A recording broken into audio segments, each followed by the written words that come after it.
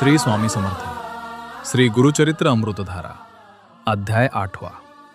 8व्या अध्यायात शनिप्रदोष व्रताचे महत्त्व सांगितले आहे.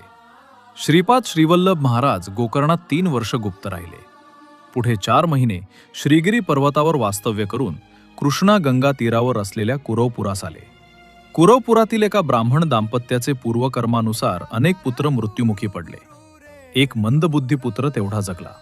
ब्राह्मणाच्या मृत्यूनंतर लोकनिंदेला कंटाळून आई व मुलगा गंगेमध्ये प्राण अर्पण करण्यास जात असता श्रीपाद स्वामींची कृपादृष्टी त्यांच्यावर पडली व त्यांनी शनिप्रदोष व्रत करावे असं सांगितले. राजा चंद्रसेन व त्याचा मित्र मणिभद्र यांच्याप्रमाणे गवळ्याच्या लहान मुलाने दगडाचे शिवलिंग तयार करून शनिप्रदोष पूजा केली असता भगवान शिव प्रसन्न होऊन त्या जागी रत्नजडित शिवालय निर्माण करून तुझ्या आईच्या उदरी नारायण अवतार होईल असा आशीर्वाद दिला.